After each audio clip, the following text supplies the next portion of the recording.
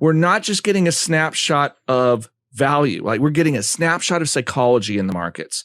And the psychology is who's willing to buy from you or not. Circumstances can drive that too. This is why I don't put a tremendous amount of stock in insider buying and selling. While I don't think it's irrelevant, I don't think that it wags the dog nearly as much as people think, because lots of people have reasons for buying and selling in their personal life. And it may not have to do with the health of the company, but people tend to look for data points as if they will make it real.